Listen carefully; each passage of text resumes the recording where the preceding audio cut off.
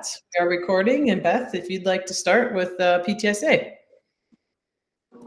Yeah, same. We want to welcome you guys tonight and thank you for everything that we have done. So as Aaron reviews the budget, we'll go over the final results of the fundraiser. We had a Jersey Mike's fundraiser the first weekend in January. We raised $280, so the check is coming for that. So that was really nice. We're planning another one with Toppers. They just changed ownership, and so they reached out to us. So we're going to be planning one with them. So we have kind of one on the other side of Bloomington. And so we'll be getting some information on that shortly as soon as we get a date solidified. So Aaron, I'll turn it over to you because I know you have to go to review the budget and kind of the fundraiser and go from there. All right, thank you. And we did get the Jersey Mike's check. I just picked it up today at school, so just so you know, so I'll get that deposited tomorrow. Yes, our overview for the fundraiser. So we ended up with for cash and check that came in was just a little under $5,000, so $4,919.48.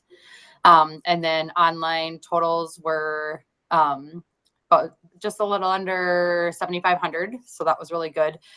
So what we're sitting at right now, and we're still waiting on a few Benevity things to come in, but for just like what we have right now that has been deposited, for just the not including any of the matching that's happening, we're at $12,414.79.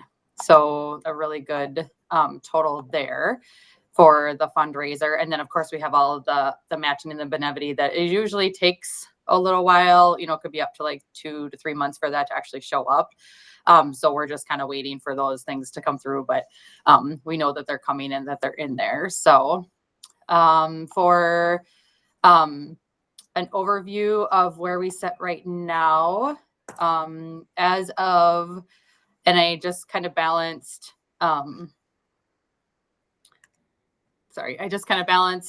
in December. So that was at the very end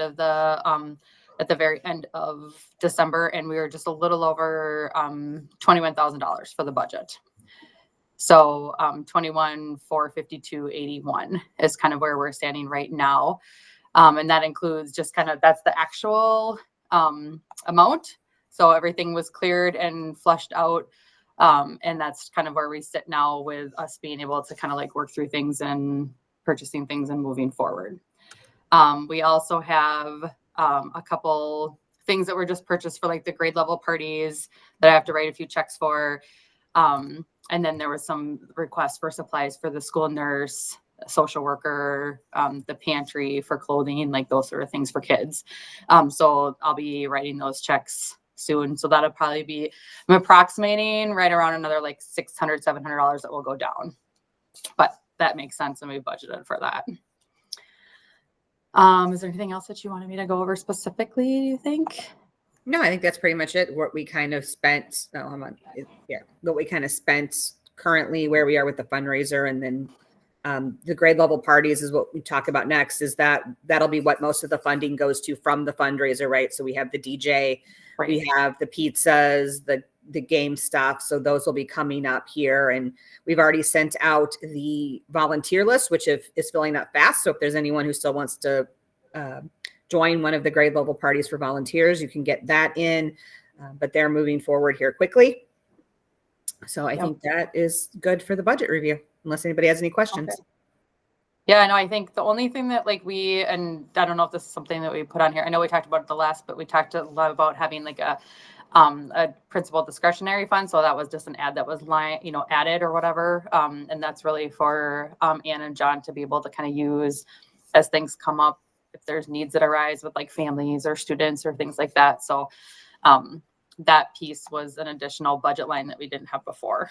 But outside of that, I don't think anything's really changed. It's kind of status quo, and we're doing well, I think, with the 21K that's hanging out there. So yeah, that's a really good place to be in. It's fairly similar to kind of where we were last year at this time, I think. Pretty close. So yep. We're all doing well. Yeah. And like I said, we purchased for the fundraiser, right? You had the pie in the face. So we're getting supplies for that and different things. All of the Husky Pride stuff that we've purchased and stuff, and the way we're doing that. So that's kind of what the funds have gone to thus far. Mhm. Mhm. All right. Any questions for Aaron and budget and fundraising?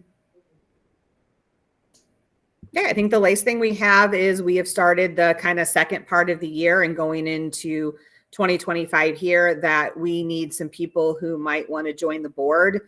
Jen will be leaving us next year. I will be an 8th grade parent next year. So we are in need for some people to kind of shadow or do some participation in some of the activities potentially. If they don't want to hold a position, there are other things that people can do and help planning or running to get items or things like that. So if we have people who want to support or help, if they can reach out to our Oak Grove Middle School, it's ogms271ptsa@gmail.com, then we can get you connected and hopefully get some things assigned out. And I think that's all that we had. So we will turn it over to you, Ann.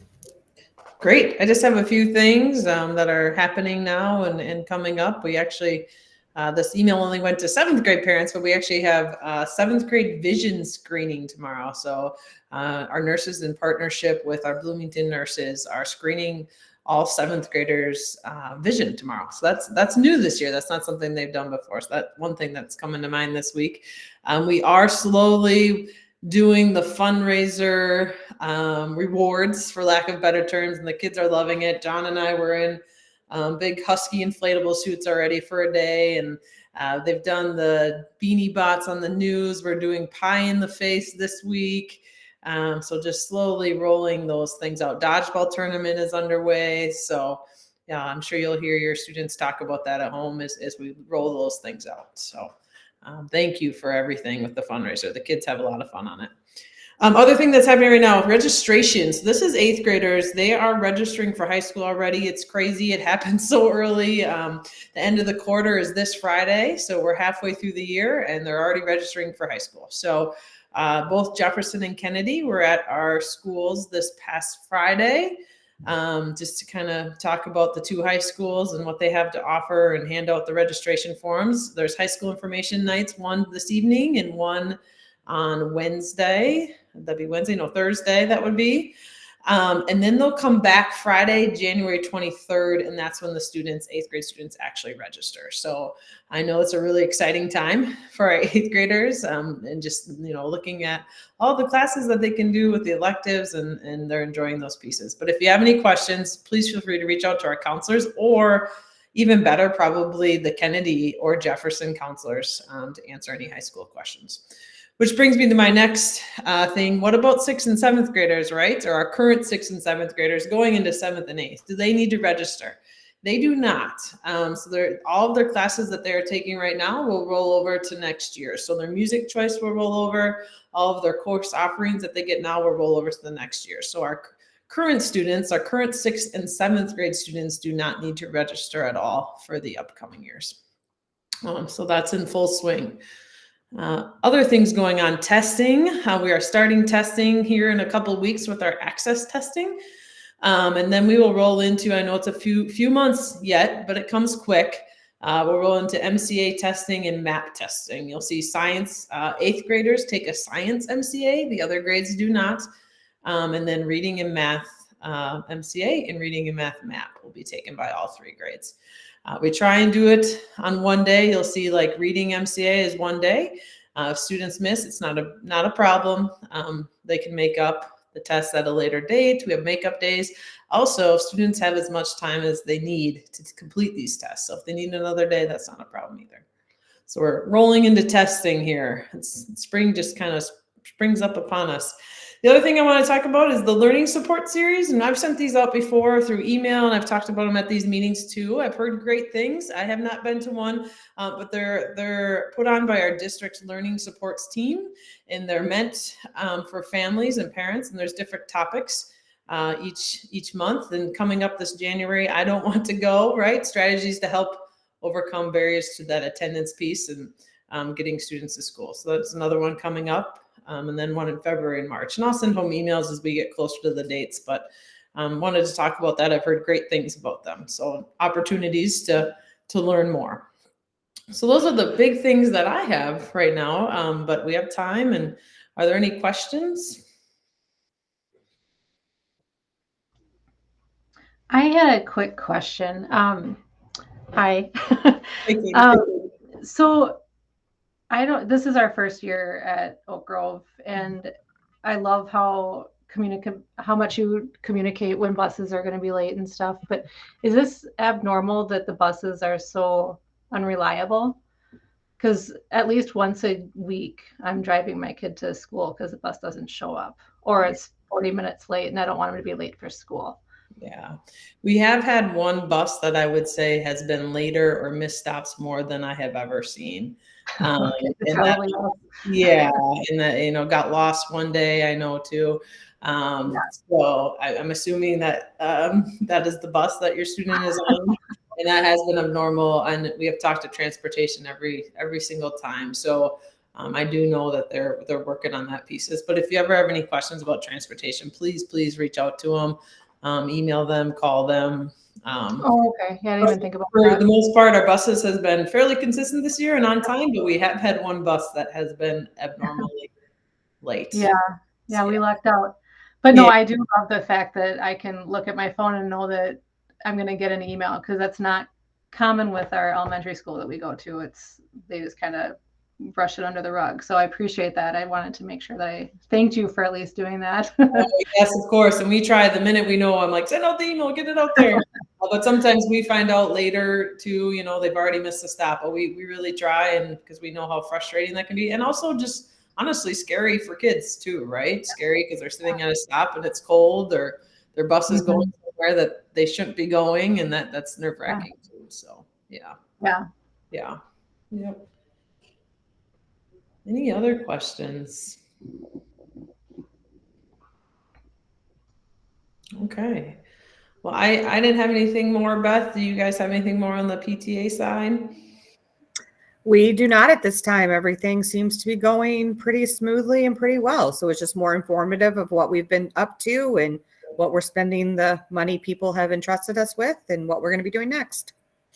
Sounds great. All right. Well, thank you. And if you haven't already, sign up for the grade level parties if you can help out. Yep. Yes. That would be, we're looking for helpers. So please, if you can even just do the one that your child attends, that would be fantastic. Mm-hmm. The kids are excited. They're asking us every day, when is it? Is it gonna be pizza? Do you have a DJ? So we're getting all the questions. So they're excited. So, all right. Well, thank you. Have a good night, everybody. Thank you, guys. Bye.